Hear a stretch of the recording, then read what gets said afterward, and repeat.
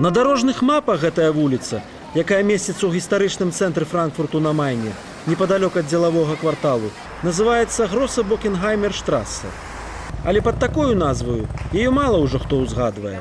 Нават новую шыльду павесілі. Гэта абжорны завулак, прынамсі мы яго ўсе гэтак называем.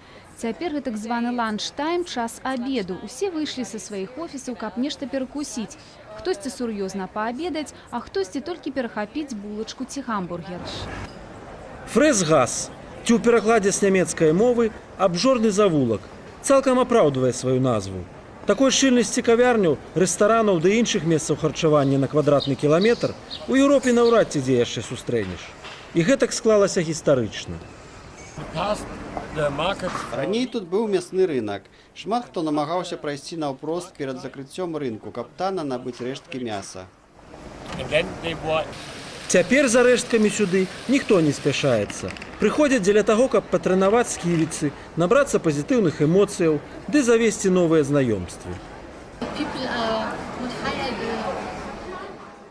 Людзі тут робяцца крышачку мілейшыя і больш шчырыя.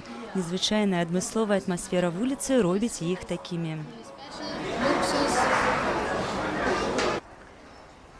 Сядайце вы хоць злева, хоць справа, паўсюль зможаце атрымаць нейкае адмысловае нямецкае ці не толькі нямецкае блюда. Але галоўнае не з'есці, лічаць мясцовыя вастрасловы. Галоўнае своечасова скончыць сталаванне. Скончыць, каб не спазніцца на працу.